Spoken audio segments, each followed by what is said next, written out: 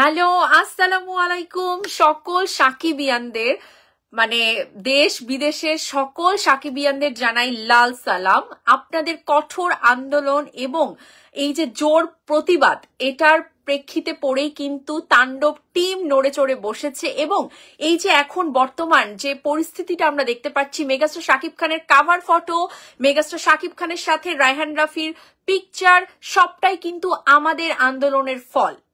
কথা clear, loud and clear. Okay, so আজকের বিষয় থাকছে গিরগিটির মতো রং পাল্টানো এই ভয়ঙ্কর কিছু মানুষ। আমি মনে করি গিরগিটির চেয়েও এরা ভয়ঙ্কর। সো এই কিছু ব্যক্তিকে নিয়ে কথা, এবং অবশ্যই আমাদের মেগাস্টার শাকিব খানের সিনেমা তাণ্ডব মন থেকে আমরা যত সাকিবিয়ান, মানে একদম আপামর যত সাকিবিয়ান যারা খোদ শাকিব খানকেই শুধুমাত্র ভালোবাসে এবং তার স্বার্থটাই একমাত্র তাদের কাছে মূল বিষয়, সে সকল সাকিবিয়ান যখন আমরা তাণ্ডবকে একটা শব্দে বলছিলাম যে বয়কট, কেন বলছিলাম, কোন কষ্ট থেকে বলছিলাম, এটা শাকিব খান যেমন জানতেন, তিনি যেমন ফিল করেছেন, সব পরিবেশটা যেরকম ছিল সেটা তাণ্ডব টিম ফিল না করতে পারলেও চাপটা কিন্তু অনুভব করতে পেরেছে যে এই কথার চাপটা কোন পর্যায় পর্যন্ত গেছে। সেখান থেকে কিন্তু তারা নড়ে চড়ে বসেছে এবং তাদের নীরবতা ভেঙেছে। খোদ পরিচালক আপনারা দেখেছেন, স্বপন চৌধুরী বলুন, আমাকে বলুন, ফোন করেছে, কথা হয়েছে। Exactly that's the point. আমি এটা নিয়েই কথা বলবো। সবাই লাইভটা শেয়ার করে দিন, যাতে করে প্রত্যেকটা দর্শক, যারা সাধারণ দর্শক, তারাও যেন জানতে পারে যে কেন সাকিবিয়ানরা এই ধরনের কথাবার্তা বলছে, তারা যেন ভুলে না যায় নিশোর সেই কর্মকাণ্ডের কথা। রাইট? সো এই জায়গাতে আপনারা অবশ্যই সবাইকে এগুলো জানিয়ে দেবেন যে কি হচ্ছে, কেন সাকিবিয়ানরা এই কাজগুলো করেছে এবং কেন তাণ্ডব টিম বাধ্য হয়েছে ফোন করতে। ওকে, রাকিব, এক্স্যাক্টলি রাইট। সো বিষয়টা যেটা, সেটা হচ্ছে ক্লিয়ার কাট। সাধারণ মানুষ যেটা বুঝতে পারে, কিছু স্বার্থবাদী ব্যক্তি সেটা বুঝতে পারবে না, খুব স্বাভাবিক ব্যাপার। প্রিয় সাকিবিয়ান, আপনারা সেই ডে ওয়ান থেকে, জবে থেকে আমি মানে আমার বক্তব্যটা ক্লিয়ার করেছি, আমি বলবো না আন্দোলনের ডাক দিয়েছি, এটা আমি আমার বক্তব্যটা ক্লিয়ার করেছিলাম, কেন আমি তাণ্ডবের সাথে থাকতে পারছি না, কেন আমি তাণ্ডবকে বয়কট করছি, কি কারণে করছি, গ্রাউন্ডটা কি, এটা আমি বলেছি আপনাদের। আপনারা নিজেদের বিবেক বুদ্ধিকে কাজে লাগিয়ে সব প্রণোদিত হয়ে সত্যের পথে এসেছেন। আপনারা আমাকে সাপোর্ট করেছেন, আপনাদের এই সাপোর্ট ছিল আমার মানসিক জোর এই আন্দোলনটাকে চালিয়ে নিয়ে যাবার জন্য। আপনাদেরকে অন্তরের অন্তরস্থল থেকে ফারজানা সবসময় ভালোবাসা জ্ঞাপন করছে। এবং এই যে শিক্ষাটা আমরা দিতে চেয়েছিলাম তাণ্ডব টিমকে, আমরা যে প্রাথমিকভাবে সফল হয়েছি এটা তো বুঝতেই পারছেন। শিক্ষাটা যে কিছুটা হলেও দিতে পেরেছি, এই শিক্ষাটা না আগামীতে মেগাস্টার শাকিব খানের জন্য একটা সর্বোচ্চ ভালো হয়ে থাকবে। কিভাবে? পরবর্তীতে কোনো প্রডিউসার, কোনো ডিরেক্টর মেগাস্টার শাকিব খানের সাথে কোনো কিছু চুল পরিমাণ কোনো মানে বেগরবাই করবার আগে না 1000 বার চিন্তা করবে যে না, শাকিব খানের সাকিবিয়ানরা কিন্তু আছে, এই আর্মিরা কিন্তু আছে তার প্রোটেকশনের জন্য, তার অন্য কোনো কিছুর প্রয়োজন পড়বে না। সো এই শিক্ষাটা দেবার অনেক প্রয়োজন ছিল। কিন্তু প্রথম থেকে আপনারা দেখেছেন যে কয়েকজন ব্যক্তি যারা নিজেদেরকে সাকিবিয়ান টাইটেলটা দেয়, কিন্তু এরা নিশোর মতো ব্যক্তির কৃতকর্মের ক্ষমা চাওয়ার আগেই কিন্তু নিশোকে মেনে নিয়েছিল। রাইট? কমেন্ট করে আপনাদের মতামত আমাকে জানান। যারা লাইভটা দেখছেন সবাই এখানে কিন্তু স্বাধীন, আপনারা প্রত্যেকেই স্বাধীন, আমি আমার জায়গা থেকে স্বাধীন, আমি আমার মতো করে আমার মনের কথা বলবো, মতামত দেব, আপনারা আপনাদের মনের কথা বলুন, মতামত দিন, তবে সেটা বিচার বুদ্ধি খাটিয়ে দিন, ঠিক আছে? তো প্রথম থেকে তারা নিশোর ক্ষমা চাওয়ার আগেই কিন্তু নিশোকে মেনে নিয়েছে।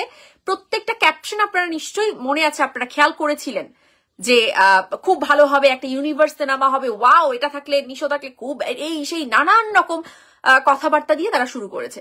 যখন আমি প্রথম শুরু করলাম যে না, স্ট্যান্ড পয়েন্ট এটা হওয়া উচিত, এটা আমাদের শাকিব খানের স্বার্থের কথা, এটা শাকিব খানের স্বার্থের কথা, এখানে কোনো আপোষ চলবে না। যখন সকল সাকিবিয়ানরা একজোট হয়ে গেল, আপামর সকল সাকিবিয়ান যখন একজোট হলো, ব্যাস, তারা যখন দেখলো তাদের কন্টেন্টের নিচে হাজার হাজার শুধু গালি, শুধুমাত্র বয়কট, তাণ্ডব, মানে সত্য যে কথাগুলো সেগুলো যখন উঠে আসতে শুরু করলো, তারা বুঝলো যে এখন কোনো গতি নেই, এখন আমাদের রংটা চেঞ্জ করতে হবে। ব্যাস, তারা রং চেঞ্জ করে কি বললো যে এরকম যদি হয়, শাকিব খানের সাথে যদি এরকম করে, তাহলে আমরা সত্যি এটার সাথে কিন্তু নেই। মনে আছে তো কথাগুলো বলছি, আপনারা নিজের কমেন্টে আপনাদের লিখুন যে আসলে এই কথাগুলো কি কি হয়েছিল। এরপর যখন রায়হান রাফি একটা পোস্ট করলো মেগাস্টার শাকিব খানের সাথে ছবি, যখন শাকিব খানের কাভার ফটো চেঞ্জ হয়ে গেল, ব্যাস মানে তৈ তৈ করে ঝই ঝই করে নাচতে নাচতে তারা চলে আসলো যে এই যে দেখুন আগের যা হয়েছে সমস্ত ভুল। এই কথাটা না এরা সত্যিকার অর্থে প্রথম থেকেই বলতে চেয়েছে, কারণ এরা কোনোভাবেই চায়নি যে নিশো সরি বলুক বা নিশো এই পরিস্থিতিটা এটার মধ্য দিয়ে যাক বা এরকম কিছু করুক। বিকজ অফ এরকম যদি পরিবেশটা শান্ত হয়ে যায় তাহলে তো কন্টেন্টটা 10টার জায়গায় 5টা হয়ে যাবে, যারা 2টো বানায় 1টা হয়ে যাবে, এই তো হবে না। তো বিষয়টা হচ্ছে গিয়ে কি যে নিজ কন্টেন্টের স্বার্থ, নিজের যে একটা স্বার্থের ব্যাপার, এটা চিন্তা করে সেফ সাইডের খেলা মানুষগুলো পরবর্তীতে গিরগিটির মতো রং পাল্টায়। গিরগিটি এদের চেয়ে ভালো আছে, বাট এরা তার চেয়েও ভয়ঙ্কর। তো সাকিবিয়ানরা এই পুরো আন্দোলনের ফর্মে না মানুষ চিনতে অন্তত শিখেছে যে কারা সত্যিকার অর্থে শাকিব খানের স্বার্থকে সংরক্ষণ করতে জানে, কারা শুধুমাত্র শাকিব খানের স্বার্থই তাদের কাছে মূল, এই কথাতে বিশ্বাসী। এটা সাকিবিয়ানরা একদম মানে মফস্বল থেকে শুরু করে দেশ বিদেশের সকল সাকিবিয়ানরা অন্তত মানুষ চিনতে পেরেছে যে উই শুড সাপোর্ট মানে Shakibians or content creator or those person, আমরা কাকে সাপোর্ট করব, এটা অন্তত সাকিবিয়ানরা বুঝতে পেরেছে। এটার দরকার ছিল, এটার প্রচন্ড দরকার ছিল, আমাদের আগামীর পথ চলার জন্য দরকার ছিল। কারণ শাকিব খানের জন্য সাকিবিয়ানদের এই লড়াই কিন্তু চলতেই থাকবে। শাকিব খান তো কথা বলেন না, অনেকে এসে বলছে শাকিব খান তো এই কজন মানুষ, অনেকে না এই কজন, হ্যাঁ শাকিব খান তো কথা বলেন না, এটা করেন না। শাকিব খানকে স্টাডি করেন না তো, শুধু কন্টেন্টটা করার জন্যই তো করছেন, শুধুমাত্র কন্টেন্টে কথা বলবেন এটাই তো মূল বক্তব্য, স্টাডি তো করেন না। শাকিব খান কবে আছেন যে নিজে এসে কথা বলেছেন? তার স্ট্র্যাটেজি তো ভিন্ন। এখন এ কারণে সাকিবিয়ানরাও যদি কথা না বলে তাহলে কেন আমরা বলি আমরা শাকিব খানের আর্মি, কেন বলি আমরা শাকিব খানের প্রোটেক্টর, কেন বলবো আমরাই যদি কথা না বলি?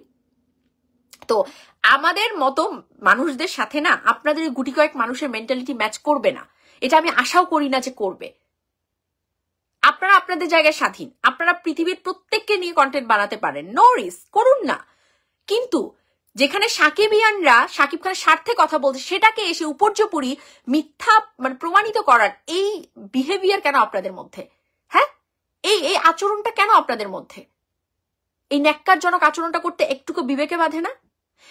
একটা পরিস্থিতি যখন এলো, রায়হান রাফি পরিচালক যখন তাণ্ডবের যে টাইটেল ট্র্যাক সেটা ধস যখন দেখলো, তারা বুঝতে পারলো যে নীরবতা ভাঙতে হবে, আমাদের কথা বলতে হবে। তারা ফোন করলেন, আমি সাধুবাদ জানাই অবশ্যই।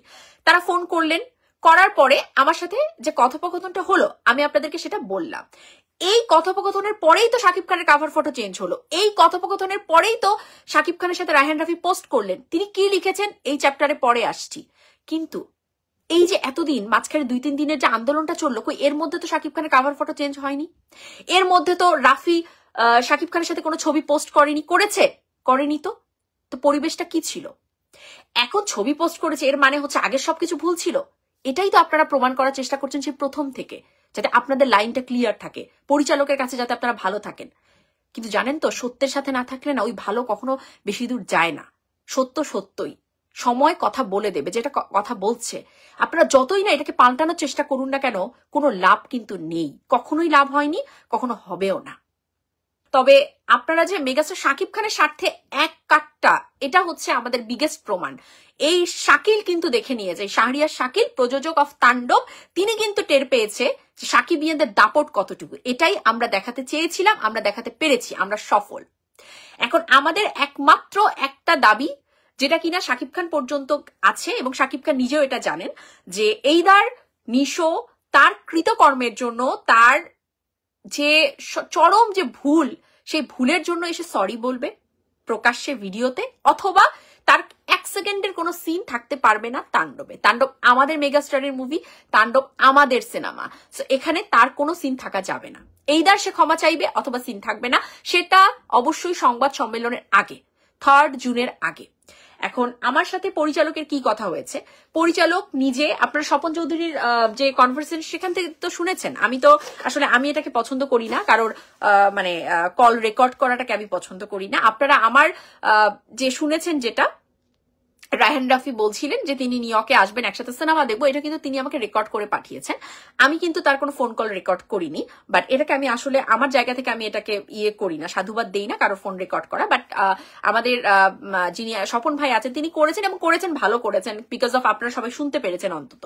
তো এই বিষয়টা কি যে এটা অন্তত আপনারা শুনতে পেরেছেন, জানতে পেরেছেন।